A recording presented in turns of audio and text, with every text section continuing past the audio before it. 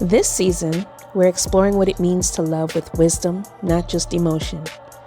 Together with a special male co-host, we'll have honest conversations about boundaries in dating, relationships, family, faith, and everyday life. Through both the male and female perspective, we'll discover how healthy boundaries aren't walls. They're bridges to healthier relationships, deeper peace, and lasting self-respect. Welcome to Season 4, Boundaries, the bridge between love and self-respect. All right, today we about to touch on a topic, a little cringy of a topic, but we're going to delve a little bit into being able to love others but not losing yourself. So, Mr. Vince, when you hear the phrase, love them but don't lose yourself, what immediately comes to mind? Oh, it's a really good one because, for me, I think it's being able to provide love and care and consideration for somebody and show up in a relationship for them, but still be able to maintain who you are and do the things that you know that you need to do for yourself. Like being in a relationship to where it doesn't feel like you are having to constrain all of the things that made you who you were when you showed up before you got in a relationship. Because it's something that the other partner or person wants. So you're just doing it to make them happy, right? Or to satisfy the relationship or to keep things peaceful, some might say, right? Which comes back to talking about boundaries, right? If you're thinking that you're keeping things peaceful, but then you're setting a tone. So in a relationship that's acceptable and that's how you want to show up. So I think it's just being able to be your authentic self at all times in a way that's not damaging to the relationship, right? And then still being able to show up for your partner, which then comes back to clearly stating what expectations are, your boundaries and everything else.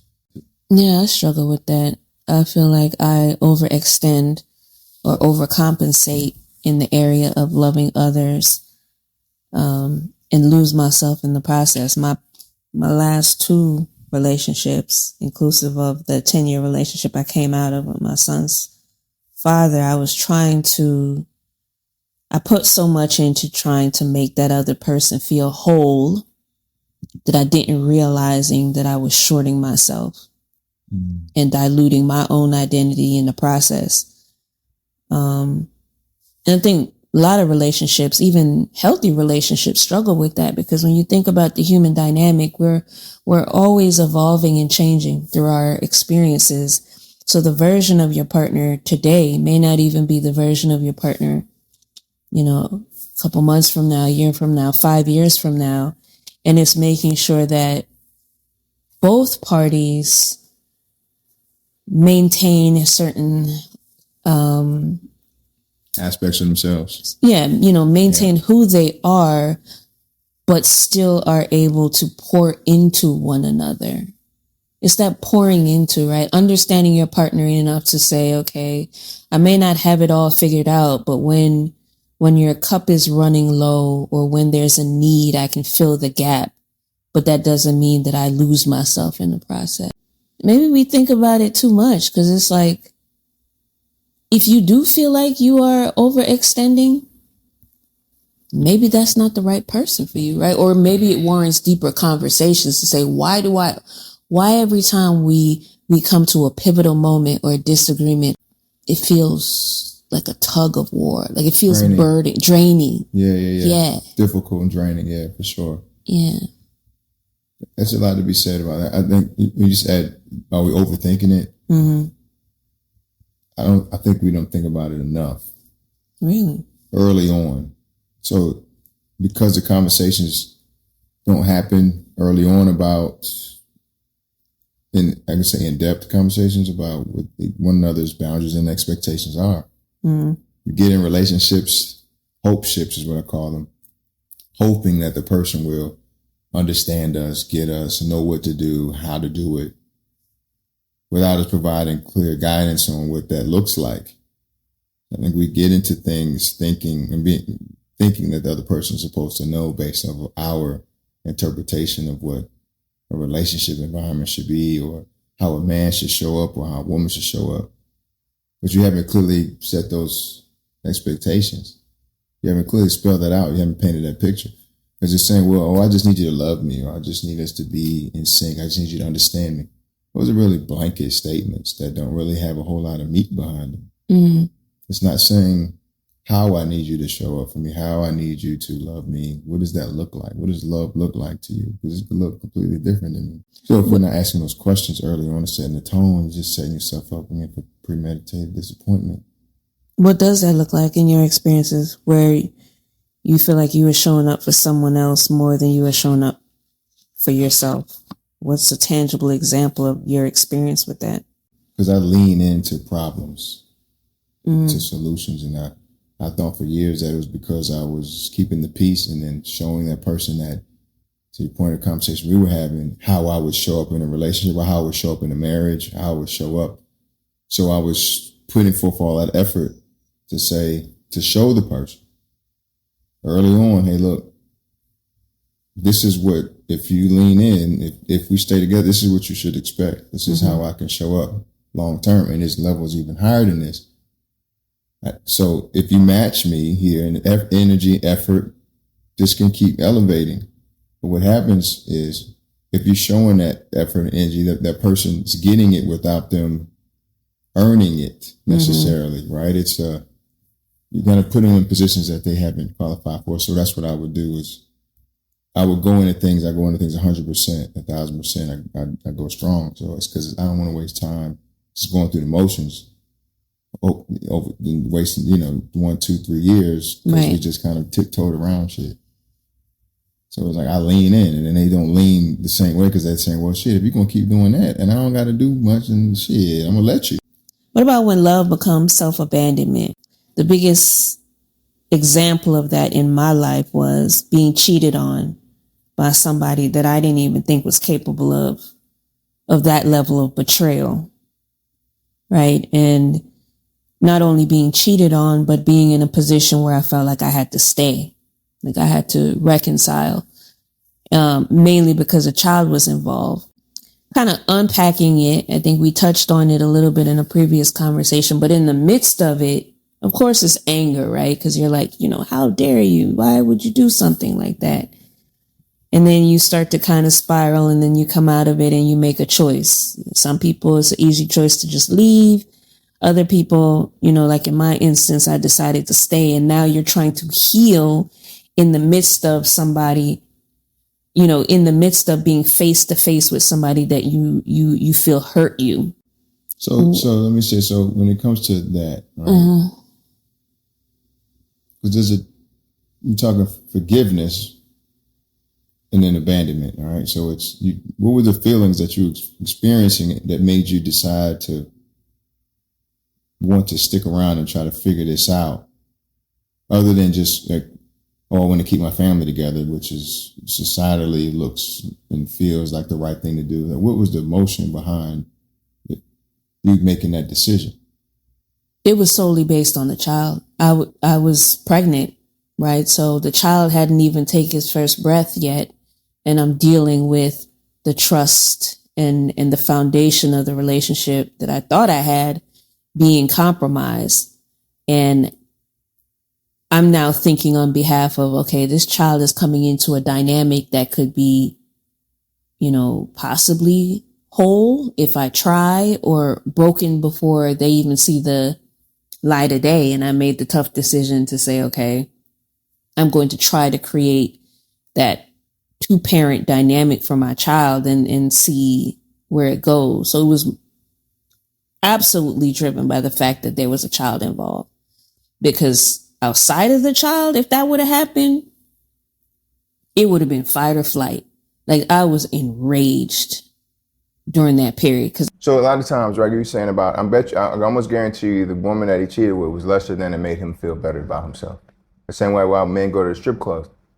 These are girls that are living off the block. They trying to hustle, and they go there and make them feel themselves, because everybody wants to have a cheerleader, right? In a sense, to make them feel good, right? So here's the thing about it is, every cheer ain't good for everybody. So how do you learn how to cheer for your partner or your kid or your whatever, right? Your business partner. You have to learn how to cheer for them and what it is that you, and if cheering for them in your toolbox doesn't make them produce more than whatever it is that you might not be you're not their person.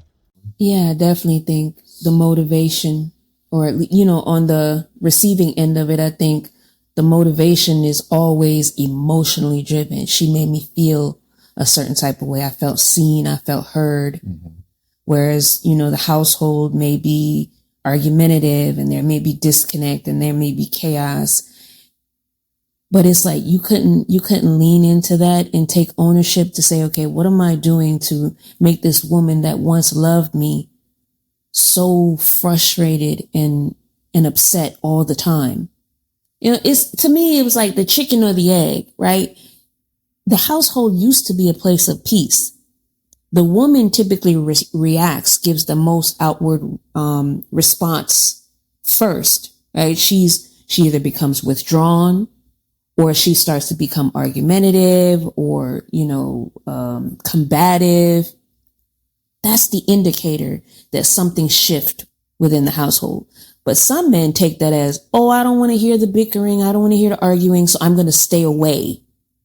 So now you're withdrawn and she's crying out, the arguing, right? The drama that is spilling out into the household is literally a woman crying for help to say something is missing here. And I'm trying to help you to understand that a need is not being met.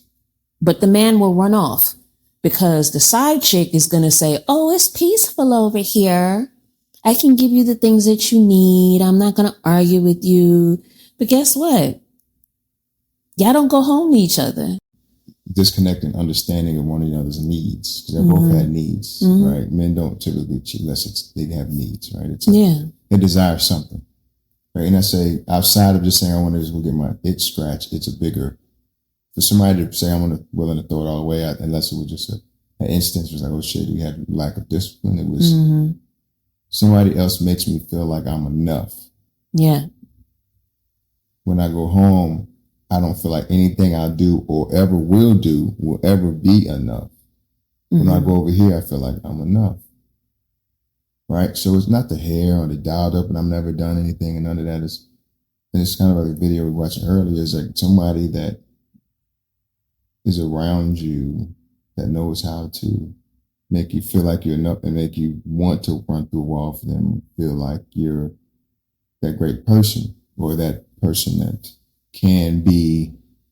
that is great to them, right? And they're appreciative and understanding and supportive and knows how to communicate that, right? They're not necessarily always the person that fits the mold when it comes down to having their shit together, right?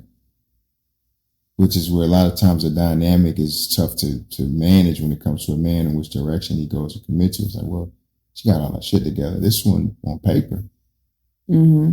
This looks right. This feels right. This makes sense over here. Yeah. But this right over here is more of my comfort. Like I feel comfortable and seen and like motivated and safe over here. Right. Why not be over there though? Like talking in the context of cheating. Why not trade what's giving you anguish for the other side, because the other side does not have to put up with your flaws. So yeah, she can be nurturing. The thing about it is she probably is putting up with his flaws.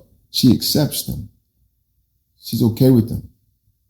Just like the girl accepts the drug dealer's flaws or the shitty nigga flaw. Like people accept others' flaws because they have a different tolerance for them. I don't know. As you said earlier, it's like the woman's arguing. It's a sign that there's a problem. Signs, men ain't always gonna see the woman's signs. It's like, I need you to go here and do this and do that. So you have to clearly oftentimes say otherwise to a man that's trying. If he keeps feeling like he's missing the target because he can't see it, the target keeps moving. At some point, he's going to feel hopeless. He's going to feel exhausted. He's not going to want to try anymore. But he's not necessarily going to want to leave because he feels like, dang, this is a valuable.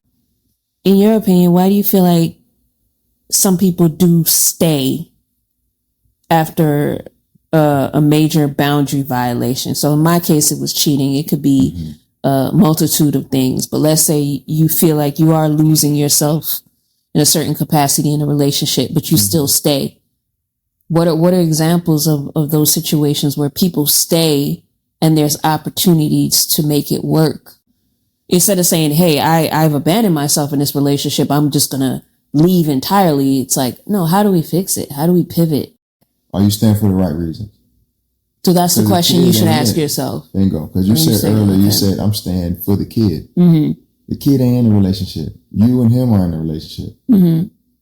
So are you staying because you have hope of a relationship being what you expect it to be that you never received?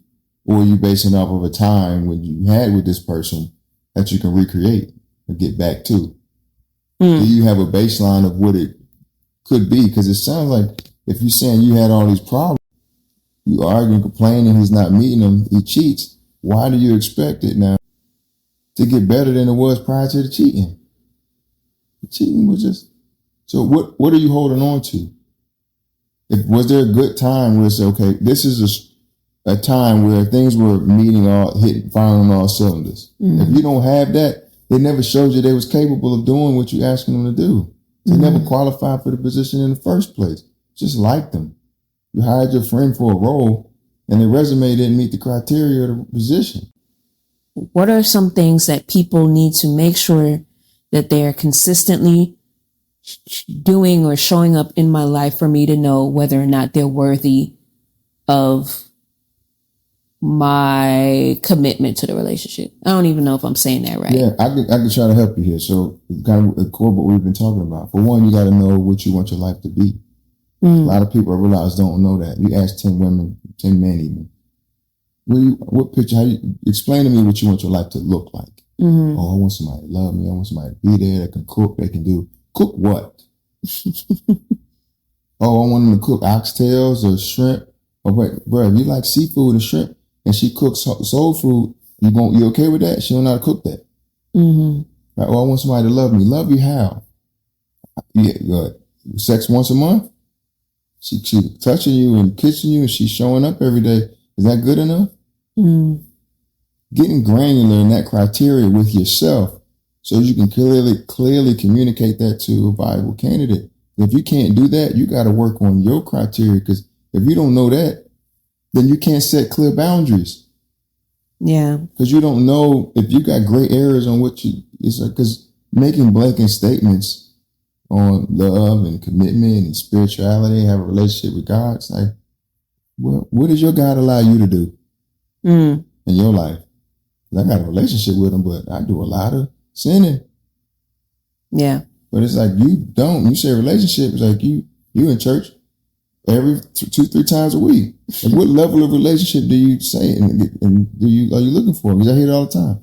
Oh, I want somebody relationship with God. Well, what type of relationship? Well, I want somebody to love me. Well, how you want them to physically show you their acts of love? I want somebody to care and protect me. How do you want? They need an AK-47 about to do it? Get granular with yourself, right? Yeah. And then you can set the boundaries on that. And so that's the second thing is, now you set the boundaries. Okay, I know that I cannot have a person that does, and I need somebody that does, and that's right. And if you could clearly communicate that to a man or a woman, and they respect them, which is the number 3 for me. I communicate my boundaries. Like I know what my life looks like. I know what I want and how I want that person, what I need in that life, the type of person to fit in that life. I can clearly establish my boundaries. Who I need to be for me, it's internal and external boundaries. What I want to accept from others and what I want to accept from myself. And what I need and what I don't need and what I need from them and what I'm willing to do.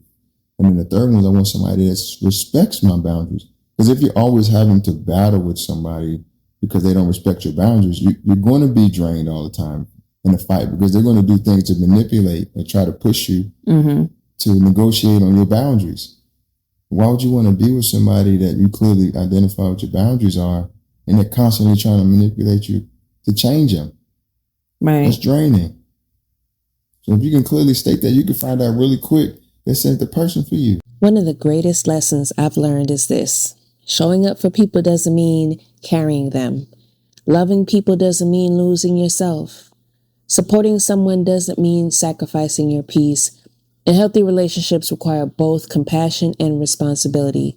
And sometimes the most loving thing you can do for yourself and others is allow people to carry what belongs to them. Here are a couple questions to ponder as you step away from today's episode. What relationship feels heavy right now? What responsibility am I carrying that doesn't belong to me? Where do I need stronger boundaries? And most importantly, where do I need greater accountability? Love doesn't require you to lose yourself to prove yourself. Until next time, keep speaking love, but don't forget to protect your peace. And just like that, another chapter closes. But the story of love and life never really ends. If these words moved you, share them, carry them, live them out loud. Follow Spoken Love Podcast wherever you listen, and meet me here again where the dialogue stays candid and the poetry stays alive.